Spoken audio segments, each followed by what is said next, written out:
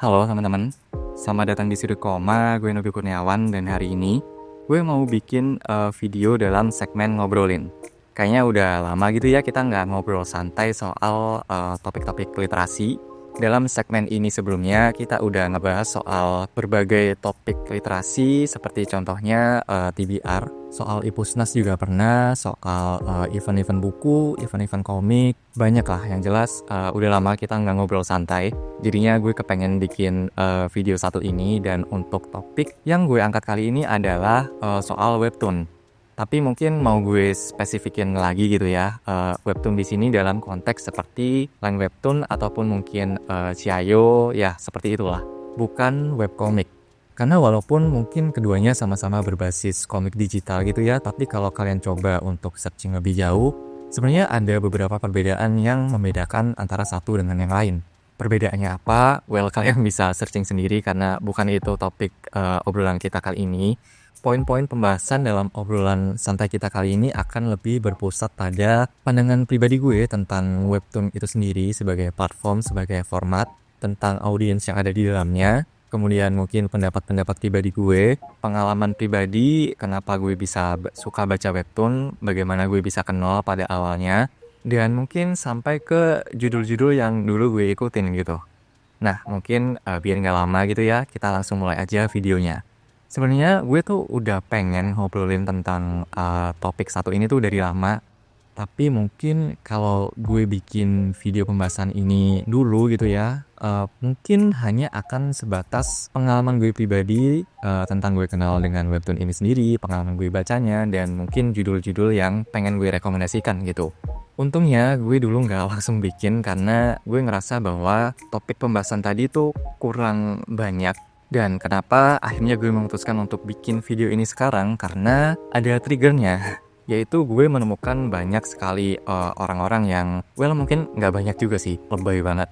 Tapi gue cukup menemukan beberapa orang yang mempunyai satu pandangan gitu tentang webtoon ini sendiri, yaitu tipe-tipe pembaca komik. Ini mereka udah familiar dengan komik ya, emang suka baca komik, tapi mereka tuh lebih ke tim fisik. Mereka lebih suka baca komik cetak, dan kalau udah ngobrolin webtoon gitu ya, mereka tuh udah males gitu. Mereka pasti mungkin akan tanya gitu, webtoon ini ada versi cetaknya nggak sih?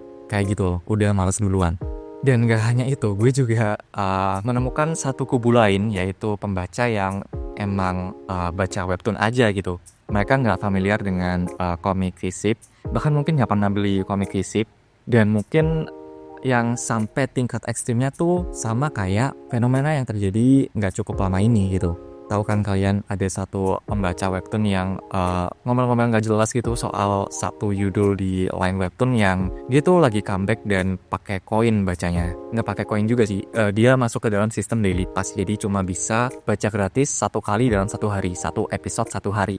Nah mungkin boro-boro dia beli komik fisik gitu untuk support yang di webtoonnya aja itu udah males gitu mereka. Itu contoh ekstrimnya ya.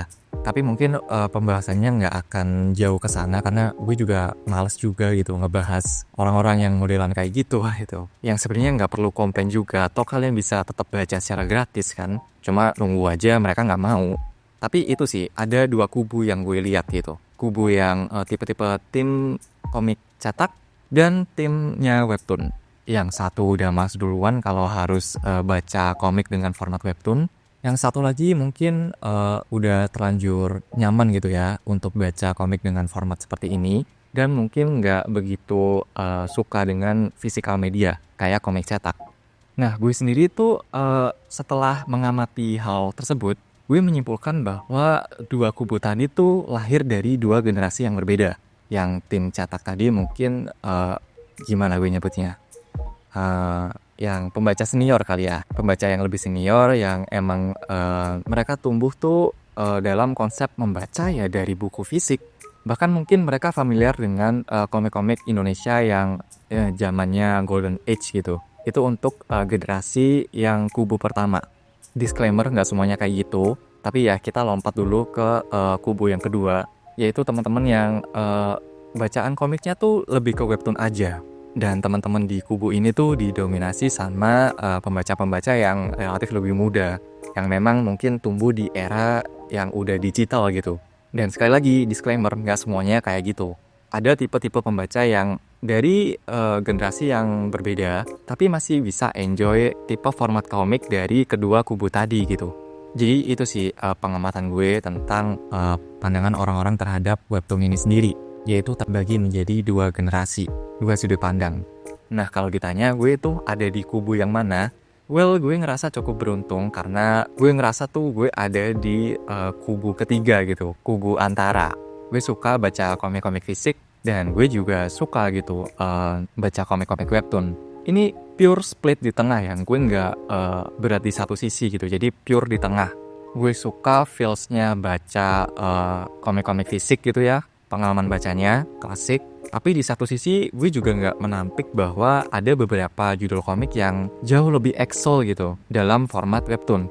Untuk teman-teman yang mungkin berada di posisi yang sama kayak gue tadi, di tengah, pas di tengah, mostly akan lahir di generasi antara kedua kubu yang udah gue jelasin sebelumnya gitu. Kita tumbuh di era dimana membaca ya lewat buku fisik, tapi juga melewati era digitalisasi. Dan berangkat dari sana pula, gue ngerasa perkembangan komik jadi webtoon ini adalah sebuah hal yang sangat natural sekali gitu. Kenapa? Karena ya sesimpel karena digitalisasi. Mulai dari adanya e-book, kemudian mungkin versi digital dari jurnal-jurnal ilmiah. Cuma perkara waktu aja untuk komik ini jadi punya format digitalnya. Dan gak hanya berhenti ke versi digital tadi, tapi memanfaatkan format digital ini sepenuhnya, yang akhirnya melahirkan format webtoon tadi kan, yang beda dari format komik cetak pada umumnya atau format webkomik. Bener-bener dimaksimalkan gitu. Itulah yang bikin gue bilang tadi beberapa komik tuh bisa sangat excel. Ultimate formnya tuh ada di webtoon ini sendiri gitu. Seperti contohnya mungkin Mantra Deva yang udah gue bahas sebelumnya. Kemudian mungkin Hati Namo. Itu dia memanfaatkan format webtoon secara maksimal sih. Apa yang bisa ditambahkan dalam format webtoon ini dia tambahkan gitu. Semisal kayak score. Atau mungkin di komik-komik lain tuh ada yang kayak animasi GIF gitu yang dia gerak-gerak dikit. Seperti itu sih. Pun gue juga menganggap bahwa sebagian komik tuh akan sangat baik dalam format cetak. Gue gak bisa ngebayangin semisal komik Watchmen punya format webtoon. Itu enggak banget sih. Jadi itu untuk pandangan gue tentang audiens dari webtoon ini sendiri, pandangan orang-orang terhadap webtoon, dan posisi gue di dalamnya. Sekarang masuk ke pengalaman gue pribadi tentang webtoon ini sendiri gitu. Gue pertama kali kenal webtoon tuh SMA awal. Gue dikenalin webtoon sama salah satu temen di kelas. Kalau dia lagi nonton, you know who you are, thank you banget. Jadi sekalian ngenalin platform, dia juga ngenalin format dan ngasih rekomendasi judul-judul yang ada di dalamnya. Salah satu judul pertama yang gue baca itu gue inget banget, Nusantara Droid War. Dan selebihnya gue mulai bisa untuk mengoperasikan webtoon ini sendiri gitu ya. Gue mulai ngembangin taste gue sendiri dalam mencari judul-judul yang ada di dalamnya. Dan yang unik menurut gue adalah gue menjadikan webtoon ini sebagai salah satu extended untuk komik-komik sosial media yang gue ikutin gitu. Jadi di eranya gue kenal webtoon ini dibarengi dengan era-era naiknya komik digital, komik sosial media. Dan juga kalau mungkin era fisik tuh naiknya Cosmic sama Rayon mungkin. Jadi di era tersebut. Nah gue kan ngikutin beberapa judul komik sosial media gitu ya. Dan gue cukup enjoy akan komik-komik strip seperti itu. Nah beberapa judul yang gue ikutin tuh dia punya judul juga di webtoon ini. Jadinya gue tuh menggunakan webtoon ini sebagai extended versionnya komik-komik digital tadi gitu, komik-komik sosial media tadi. Gue enjoy banget baca webtoon ini, setiap hari pasti ada beberapa judul yang harus gue baca, gue ngikutin banyak banget judul. Gue selalu nungguin gitu ya tiap update-nya, walaupun mungkin gak langsung gue baca gitu ya. Karena webtoon ini, gue gak tahu ya ini masih atau enggak, tapi dulu tuh webtoon update setiap jam 10 malam. Tapi baru akan gue baca tuh paginya waktu gue lagi di sekolah sambil ngabisin jam kos atau mungkin pas istirahat gitu.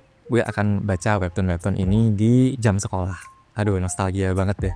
Gue ngikutin berbagai judul mulai dari webtoon-webtoon lokal, webtoon-webtoon terjemahan, webtoon-webtoon yang belum official bahkan. Oh ya, ini webtoon yang belum official tuh dulu namanya masih webtoon challenge. Waduh, langsung ke spill ya umurnya berapa. Sekarang kan namanya jadi webtoon canvas. Kemudian mungkin walaupun pembahasan pribadi gue tentang webtoon ini, tentang pengalaman pribadi cukup positif gitu ya, tapi bukan berarti gue masih taat membaca webtoon gitu. Yes, ada masanya gue stop untuk baca webtoon. Untuk alasannya sih ada beberapa ya. Di antaranya tuh judul-judul yang gue ikutin tuh udah tamat. Dan setelah tamat tuh mereka pindah ke platform lain, Chiayo. Dari Line Webtoon ke Chiayo, dan kemudian kita tahu Chiayo tutup. Setelahnya gue nggak cukup menemukan judul-judul lain yang sekiranya menarik gitu ya. Kemudian ditambah dengan wave atau gelombang webtoon terjemahan yang apa ya, terlalu generik mungkin di mata gue. Ini mereka tuh sama gitu, nggak semua tentunya, tapi ya nggak semenarik dulu lah kalau menurut pandangan gue. Dan mungkin salah satu alasan kenapa gue nggak ngikutin webtoon lagi adalah karena support gue yang nggak membuahkan hasil gitu. Gimana nih maksudnya? Well, karena dulu webtoon tuh nggak punya sistem koin kayak sekarang. Jadi salah satu cara untuk mensupport artis yang kita suka adalah dengan beli merchandise mereka. Nah, walaupun mungkin waktu itu gue masih anak sekolahan gitu ya, masih belum punya duit, belum bisa ngasilin duit sendiri, tapi ya sebisa mungkin gue mencoba untuk support author-author yang sekiranya gue suka gitu. Biasanya gue akan nabung, dan kalau ada event semacam Indonesia Comic Con atau Comic Furo, gue akan langsung nyari just tip untuk beli merchandise dari author-author favorit gue gitu. Gue ada beli banyak banget sih. Kayak contohnya stiker-stiker terlalu tampan, terus gantungan kuncinya judul Trickstar. Ada banyak lah, tapi gue nggak bisa nunjukin sekarang karena ya kesemuanya ada di kampung halaman gitu, nggak gue bawa ke sini. Yang bisa gue tunjukin mungkin ini sih. Ini gantungan kunci tai lalat di era webtoon juga, waktu webtoon buka booth di Indonesia Comic Con. Jadi itulah intinya, gue support banget dan gak segan untuk nunjukin apresiasi gue ke judul-judul favorit yang gue nikmatin gitu. Nah, hal tersebut berubah saat judul-judul webtoon ini yang gue favoritkan punya versi cetaknya. Nah, tentunya sebagai penggemar, gue pengen dong tetap support author-author tadi. Sekarang punya alternatif lain, selain beli merchandise, gue juga bisa beli bukunya. Tapi setelah coba beli beberapa judul gitu ya, mereka tuh nggak lanjut. Ini gue nggak menyalahkan autornya atau gue nggak menyalahkan penerbitnya, tapi ya mau nggak mau gue kesel dong dibela-belain nabung tapi komik-komiknya nggak lanjut. Mungkin itu salah satu hal yang bikin gue malas untuk baca webtoon lagi, dan to some extent juga yang bikin gue malas untuk beli komik lokal pada saat itu. Tapi tenang, sekarang gue udah baca webtoon lagi, walaupun mungkin ritmenya nggak sering dulu gitu ya. Dan jangan khawatir, gue juga mulai support untuk beli komik lokal yang fisik lagi, so no worries, gue kembali ke jalan yang benar. Dan walaupun mungkin dalam konteks webtoon gue nggak membaca sesering dulu, tapi gue tetap ngerasa bahwa webtoon ini cukup influential gitu terhadap gue pribadi. Nah, influence-nya gimana? Yang pertama tentunya seperti yang udah gue sampaikan sebelumnya, webtoon ini melahirkan habit untuk support artis-artis yang gue suka. Karena gue emang suka gitu ya dengan dunia kreatif ini, khususnya mungkin art dan lebih khusus lagi komik. Jadinya habit untuk support kreator adalah satu habit yang gue bangga gue punya. Walaupun mungkin nggak se-ekstrim ataupun nggak cukup membantu sebagaimana pembaca-pembaca lain support kreator kesukaan mereka gitu ya. Gue masih terkendala budget dan sebagainya. Tapi ya at least walaupun gue cuma mampu untuk support semampu gue tetap bangga gitu punya habit seperti tadi. Itu yang pertama. Yang kedua, webtoon sangat influential dalam hal melahirkan autor komik lokal favorit pertama gue. Yes, jadi autor favorit gue dalam ranah komik lokal itu bukan dari lini cetak, bukan dari maestro-maestro besar perkomikan Indonesia sekarang gitu ya. Jadi bukan kayak Mas Weta atau mungkin Mas Ervan Fajar, tapi justru lahir dari webtoon. Lebih tepatnya lahir dari judul Trickster, yaitu Mas Hiro dan Kairn. Gue ngerasa combo mereka ini gila banget. Art dari Mas Hiro dan coloring dari Kairn ini, wah dahsyat banget lah. Dan mungkin jadi salah satu author yang gue support habis-habisan gitu. Gue beli semua merchandise-nya. Kalau dipikir-pikir tuh gila juga ya. Dulu gue nabung, dibela-belain gak jajan, dibela-belain gak beli paket internet. Ya, tapi gue suka sih. Good old days. Dan sisi influential dari webtoon ini sendiri, yang ketiga dan terakhir menurut gue adalah bagaimana webtoon bisa mencoba mengenalkan komik-komik lokal ke target audience yang seperti gue tadi gitu. Karena mungkin gue tumbuh di era-era komik lokal cetak yang itu bisa dibilang cukup mahal, at least buat gue pribadi, yaitu Rayon dan Cosmic tadi. Itu jauh lebih mahal daripada komik-komik terjemahan. Jadinya ya mungkin gue nggak bisa akses untuk beli komik-komik lokal cetak tadi, gue cuma bisa pinjem kalau pengen baca. Mungkin kalau nggak ada webtoon ini, sampai sekarang gue nggak akan support gitu komik lokal. So itu tadi sih pengalaman pribadi gue tentang webtoon ini sendiri. Sekarang mungkin kita bisa masuk ke judul-judul yang dulu gue ikutin. Gue akan coba shout out judulnya aja, dan genre-nya mungkin gue nggak akan ngebahas komik tersebut tentang apa, karena akan ada banyak. Dan beberapa udah gue bikin video pembahasannya sendiri, jadi kalian bisa cari. Tapi yang jelas ini adalah beberapa judul yang bener-bener gue ikutin gitu, nggak sekedar baca. Kalau sekedar baca mah akan lebih banyak lagi gitu, semacam Eknoid mungkin itu gue baca tapi ya gue kurang cocok. Jadi ya hanya akan gue sebutin yang bener-bener gue ikutin. Beberapa aja ya, tapi nggak semua, nggak kelar-kelar ini video. Yang pertama ada si Ocong, ini komedi slice of life. Kemudian ada Kemala, tentu saja horor lokal yang lagi hype banget belakangan ini. Kemudian Ngopi Yuk, itu gue suka juga, slice of life. Ada Lord Olympus, ini judul terjemahan, dia fantasi. Kemudian Pasutri Gaje, gue juga ngikutin, tapi semenjak dia comeback, gue belum baca lagi sih. Kemudian ada Cinema of Darkness, dia kayak mungkin bisa dibilang komik pendek gitu ya, dengan genre horor yang mungkin sedikit berbeda dari horor-horor konvensional. Hati Namo tentunya udah gue bikin video pembahasannya secara terpisah, bagus banget, keren banget. Kemudian ada Draco Diary, ini komedi slice of life. Ada Bastard, ini thriller terjemahan, bagus banget. Ada Nusantara Droid War, udah gue sebutin tadi. Kemudian ada komiknya Mbak Khoirunisa, aduh ini oke banget sih, nyakitin banget, yaitu Matahari Setengah Lingkar. Dan tentunya sequelnya yaitu Joyful Delight.